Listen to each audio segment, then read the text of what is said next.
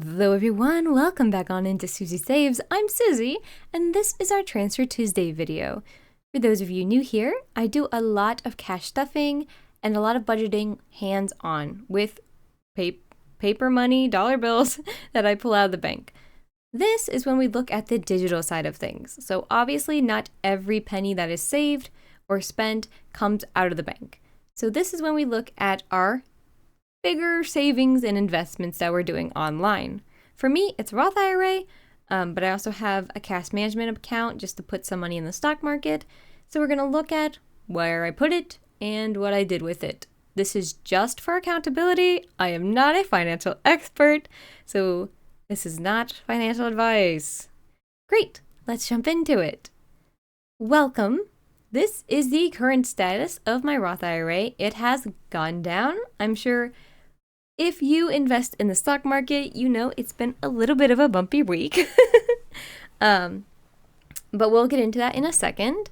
I'm going to go ahead and start top to bottom and just talk about where the money is right now. And we will continue on from there. So the Roth IRA currently has $23,000, just shy of $800 in there. There is $2 in cash, which is perfectly fine by me. I do not like to hold a lot of money in cash here. Next, we have VOX. This is the communication services, I believe, at $2,400. Tesla at just over $1,000. IVV, this is the iShares S&P 500. It's at $2,800. This Freedom Fidelity Fund, the FDKVX 2060 fund, is supposed to be a retirement fund for the year 2060. I will not be old enough to retire in 2060, but it's by increments of 10 years, so this is the one closest.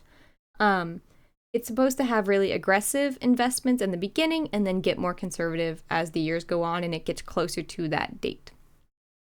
That's got $2,500 in it.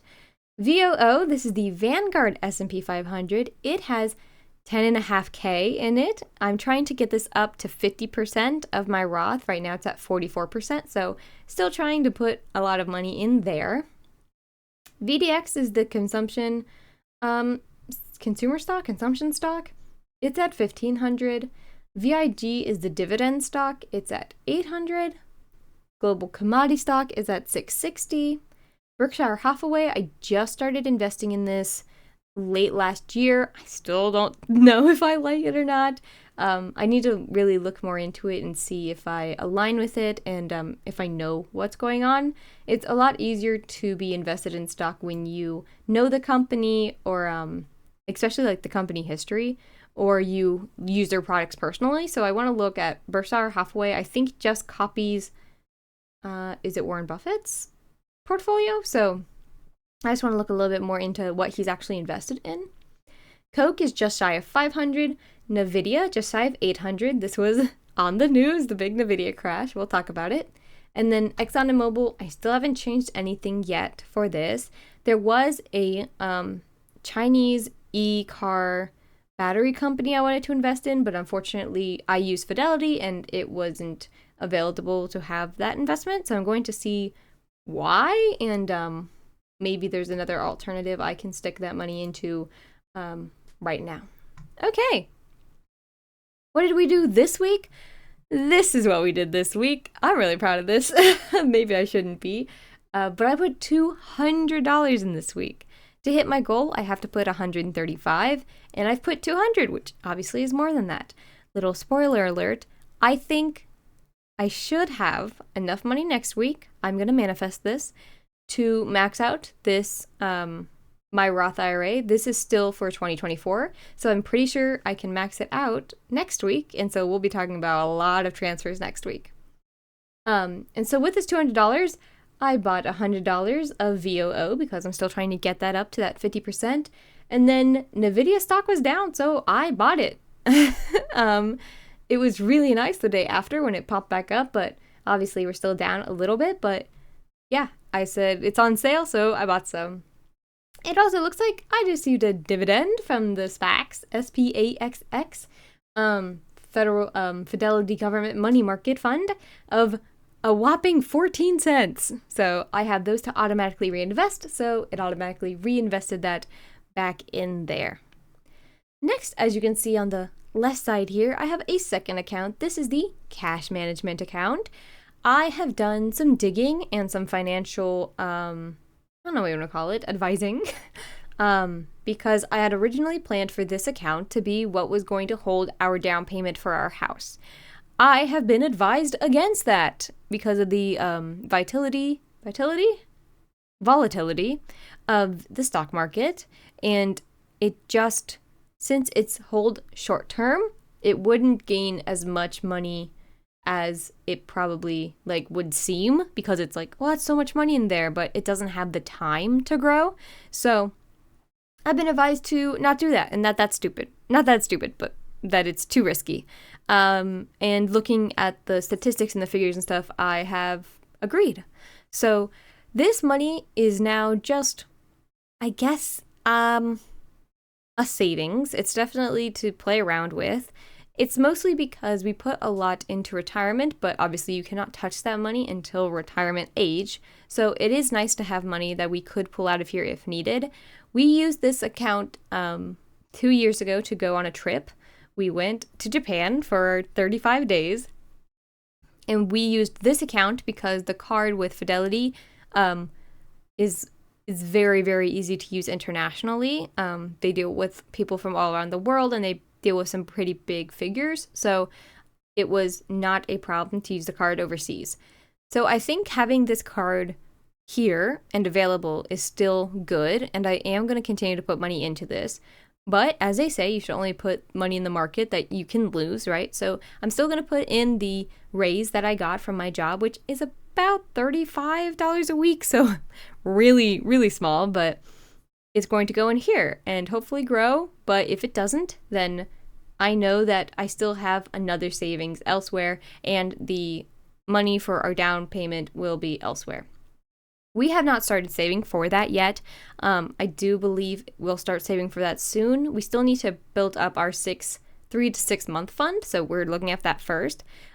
Those will be invested into some CDs and another savings account. That will all be digital, so I will show you that on these Transfer Tuesdays when we set up that. So just for a little bit of transparency there. That was long-winded. Anyway, this is what I have in here. It's only a little over $600 right now. We have $2 in cash again, which is great. We have a little under $600 in VOO, which is to be expected, and then Coke at $80.